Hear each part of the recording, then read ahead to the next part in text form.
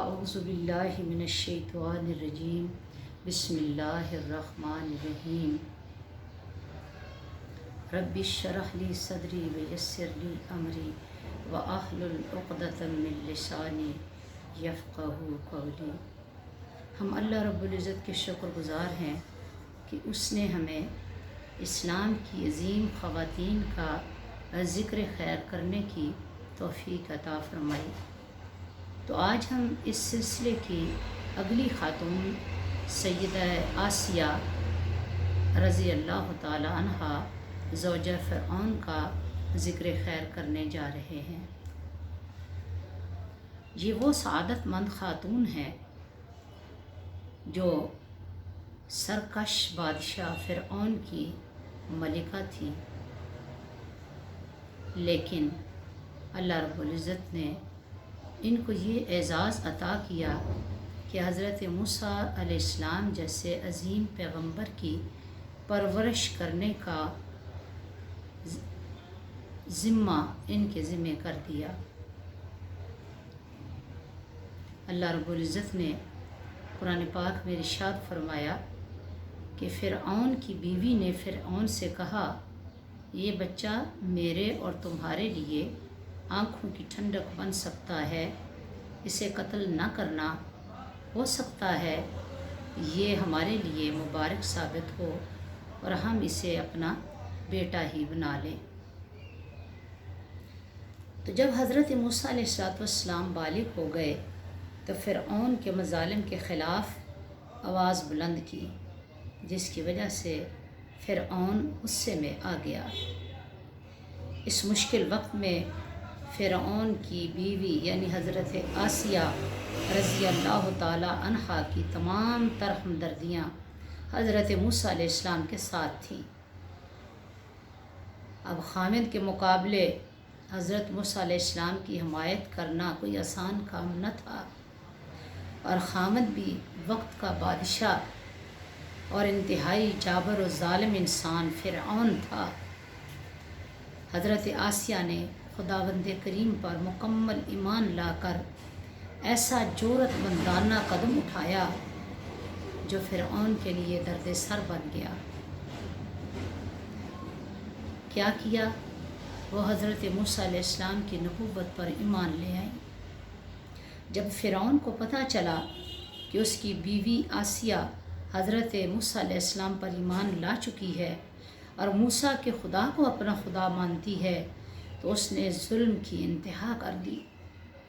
آپ کے دونوں ہاتھوں اور پاؤں پر لوہے کی میخیں ٹھونک دی اور پھر سخت گرمی اور دھوپ میں کھڑا کر دیتا، جسم پر زہریلے سانپ چھوڑ دیتا اور طرح طرح کی اذیتیں دیتا، لیکن حضرت آسیہ رضی اللہ تعالی عنہا کی استقامت، استقلال، ثابت قدمی کا عالم یہ تھا کہ وہ اپنے رب کے لطف و کرم کو دیکھ کر، اپنے رب کے لطف و کرم کو محسوس کر کے مسکرانے لگتی، کیونکہ اہل محبت جنت کے طلبگار نہیں ہوتے۔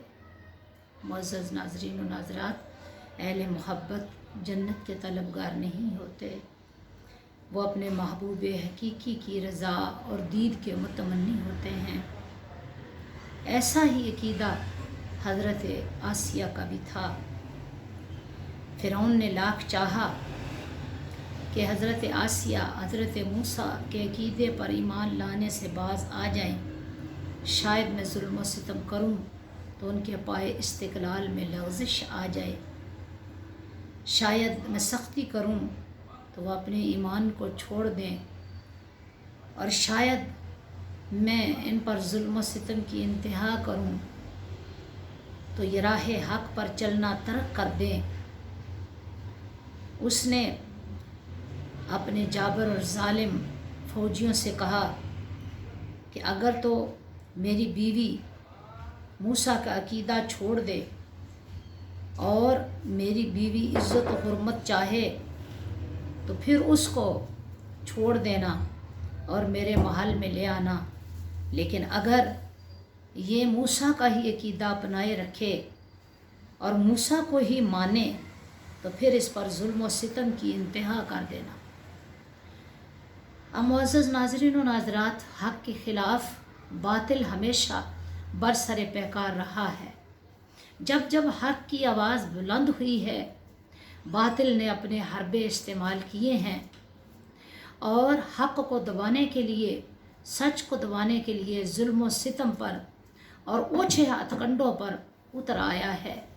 लेकिन खुदा शाहिद है कि हक़ को कभी दबाया नहीं जा सकता, सच को कभी ख़त्म नहीं किया जा सकता।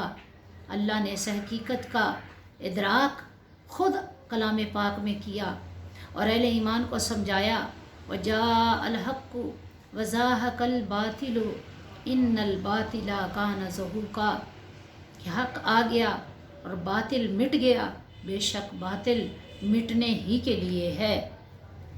फ़िरऔन ने हज़रत आसिया की सूरत में हक़ को दबाना चाहा, मिटाना चाहा और जुल्म व सितम करके आपको ख़त्म करना चाहा, लेकिन आपकी इस्तिकामत, आपका जज्बाए मोहब्बत और आपका जज्बाए हक़ ऐसा बेदार हुआ कि आपने हर किस्म का जुल्म सह लेना बर्दाश्त कर लिया, लेकिन हक़ को छोड़ना गवारा ना किया।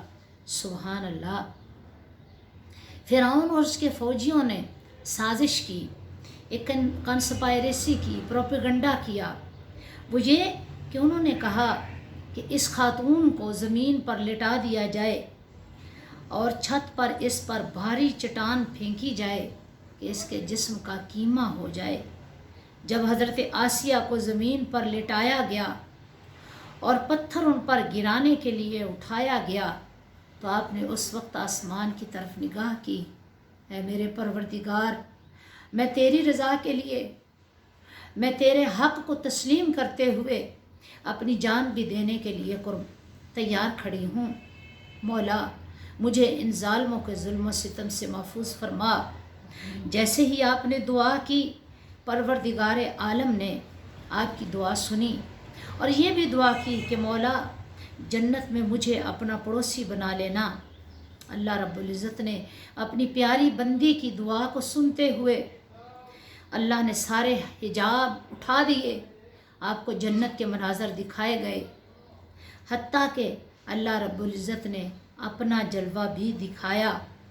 आप खुशी से मुस्कुराने लगी और ऐसे आलम में आपकी रूह परवाज़ कर गई।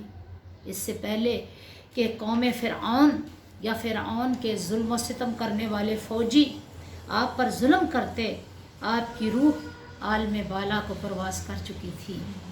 अल्लाह अकबर, अल्लाह अकबर।